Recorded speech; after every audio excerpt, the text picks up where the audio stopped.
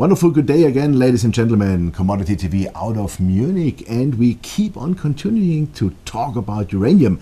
And it's my pleasure and honor. Now I have Mr. Athabasca Basin here out of Canada, Ross McElroy. He is the COO and president of Fission Uranium, one of the hottest companies in the uranium sector. And we want to talk now, of course, about uranium, about your company, about your beautiful project, and what it makes so special. Ross, thank you very much for being here. Good morning. It's a pleasure. Great. Fission Uranium, I just said it, you are the COO, so you are the man behind the scenes, and I said also you are Mr. Athabasca Basin. For how many pounds you would say you were responsible as a discovery in your career? Can you say that? Yeah, I can give a bit of an idea. I started my career in the uranium sector in the Athabasca Basin. I've been fortunate enough to be involved with 5 discoveries, 2 of them for Fission Uranium, well, Fission Energy, our predecessor, and Fission Uranium now. So, I mean, if you count the number of pounds of the deposits I've been involved with, you're probably approaching 600 to 700 million pounds of uranium. That's really a lot. Excellent. So let's come directly to Fission Uranium. You are based in the Athabasca Basin. It's called Patterson Lake South, the property. How large is it? How did you find it? How did you come at it? Yeah, the property itself is 30,000 hectares, roughly. That's enormous. It's a large package of land. Yeah.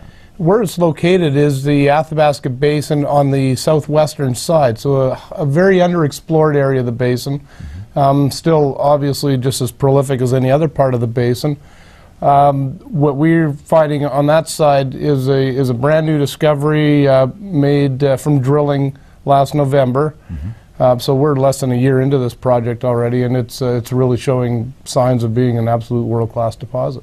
I think you brought out the most significant hole in the last weeks. Can you say something about that? Yeah, sure. And bring it also, please, in a perspective, what it means, like in ounces of gold or percentage of copper or whatever, so that our viewers get an idea what it means, what you have found. Sure. It was hole 75 of our drill program.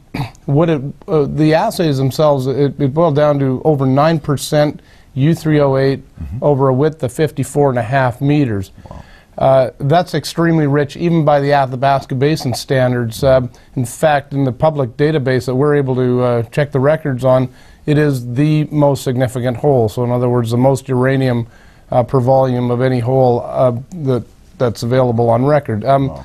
It certainly eclipses anything I've ever seen and been involved with, and I've been involved in several uranium projects.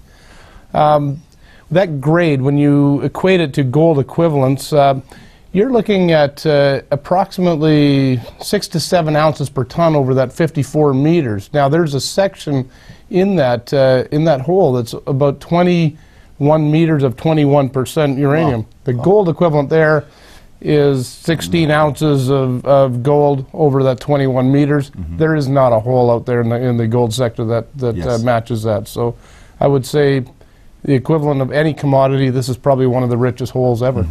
So that would mean that if a gold company would bring this out, the price would go skyrocket. Right? Yeah, I mean, it's unbelievable when you turn it into, you equate it to other things, even copper. It's sort of the equivalent of about 150% copper. Obviously, that's not possible, but it does give you an idea for just how valuable this type of mineralization is. How many drill holes do you have done so far? We've drilled about 70 holes into the deposit, 90 holes into the property. Basically, our discovery was on hole 22. So we continue on with the count from hole 22 onwards. We're now a little over 70 holes drilled into the property. And in that time, we've been able to define mineralization over about 1 kilometer of strike length, actually over 1 kilometer. I think more significant than anything, while the grade is fantastic, but it's the shallowness of the deposit. So, how deep is it then? Well, it starts at 50 meters below the surface. So it's open pittable. It's open pittable, and just to give some context to that, there hasn't been a deposit found like this in the Athabasca Basin for the last 30 years. In fact, it's a sort of deposit that started the whole kickoff of the Athabasca Basin in general. Most deposits now are getting deeper and deeper and deeper over time, but we've found an area now that's shallow, so we're extremely pleased with it. But that would also mean that if you or somebody else would go into production with that, the production costs would be quite low, right? Oh, absolutely. You know, I mean, a real simple equation there is the shallower the deposit, the more economically feasible the operation. It's cheaper. It's all about trucking and moving ore. So the closer you can get the ore to the surface, the more economically viable the project. So yes, an open pit is how we sort of envision this thing. Oh, well, that sounds really good to me. Wow. You said you drilled 75 holes so far. What was the success rate? We've drilled, this winter we had a 93% success rate. This summer we're on a 100% success rate. So really out of the 75 holes that we're talking about, 71 of them are mineralized. I mean, it's a tremendous. So I'm not aware of anybody with that kind of a success record. So how does it go on now? Because now is the winter coming, it makes drilling much easier because everything is frozen. You can go by tractor or by lorry or whatever. So this helps a lot. I think also cost-wise it helps a lot. How many holes do you want to drill, and how many holes do you need still to bring out your first 43-101? Sure. Well, where we're at right now, as I said, we've outlined mineralization over about a kilometer of trend. It's my opinion that these zones likely connect. Our drilling so far is showing that these zones are on the same trend. Infill drilling is so far successful in expanding. So I do believe they'll connect.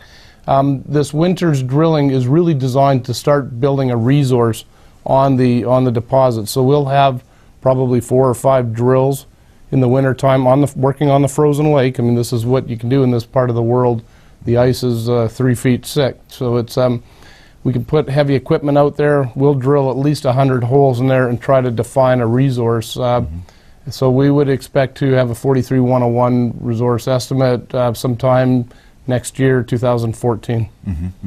You said a frozen lake. I saw in your presentation, also we see it in the pictures in the back, that you have mineralization in the water. Is that a problem, or how deep are the lakes? How can you mine this in the future? Yeah, the mineralization is actually below the lake. There's a lot of lake cover in this part of the world. The lakes are very shallow. The lake itself is maybe 5 meters deep. So the mineralization, as I've already noted, starts around 50 meters and again goes down to 300 meters. Now mining operations of uranium deposits in this part of the world, they're all under lakes. So there's nothing really unique about this situation. There's nothing special. Nothing special. I mean, it's an engineering You're doing process. a dam or whatever. Yeah, you would put a dam in, drain the part of the lake that you're interested in, and mine it. I mean, this is situation normal for mines, Canadian mines. So it won't cause any problems. It's standard. It's standard operating procedures. Well, excellent. That's good to know, because I already was asked questions like this. Coming to the property itself, to the mineralization. As far as I know, if I take Athabasca as a map, on the east side we have all those big mines already, like Millennium, Cigar Lake, MacArthur, whatever. And as far as I know, it's a long structural trend, something like 300-400 kilometers. Yeah. What is the structure at your property, or let's say on your side of the basin? Is it also a long trend, or is it only your trend? You said you have 1 kilometer already of mineralization you found. But is it like a mirror? The west, the east is a mirror of the west. Well, yeah, I mean, look, my whole concept of the basin is the whole area is quite prospective. All the operating mines in Canada right now are on the eastern side. What they've noticed is that there is a trend, a northwest trend, as you already mentioned. It's about 200 kilometers long, where all the current mines and the big mines are already in play. The western side has these similar trends to it. In our area on Patterson Lake South, it's a north-south trend. At the northern end, you've got the old Clough Lake, past producer. South of that, you have the Shea Creek deposit found in the early 90s. It's a 100 million pound deposit. And now we've got the PLS deposit down to the south, another 50 kilometers to the south. I think there's a large north-south trend. It is a structural trend. And all major deposits are always found on these sort of structural trends. So I think that we're really dealing with something equally as prospective as we have on the eastern side of the basin. What we've done on the PLS project is really open up a new area of the basin that other people had essentially ignored. Okay. So we can say it's a lot of potential there, right? It's tremendous potential. It's as I said, the PLS project itself is showing signs to be an absolute world-class deposit in standards of the best deposits in the Athabasca Basin. And as people that may understand the uranium sector, the Athabasca Basin itself is a premier district in the world for uranium. So, yeah, we're extremely excited. Super. Sounds fantastic to me. Thank you very much on that. And when can we expect the next news? Is there anything in the pipeline, some drill results, whatever? Yeah, well, we're in the middle of our summer drill program right now. It's a 44-hole program. We're probably 30 holes into it right now.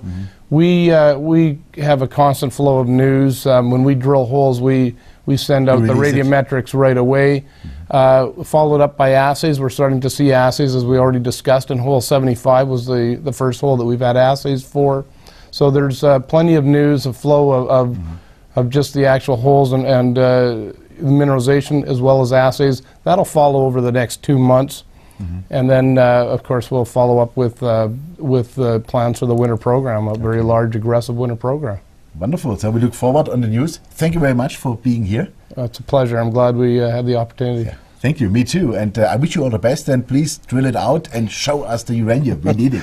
Very good. Thank you very much. Thank you, Ross. Thank you very much. Yeah, ladies and gentlemen, that was Ross McElroy. You heard it. He's the COO and president of Fission Uranium. And yeah, it looks not only like a compelling story, it looks like the uranium story. And you heard Ross, he found probably 600 million pounds so far in his life, uranium. So hopefully he can make the billion with Fission. We don't know it yet, but they drill more and more. And we will see next year the company will have a 43-101, and then the company is in the game. So watch out for it. Thanks for watching us. Bye-bye.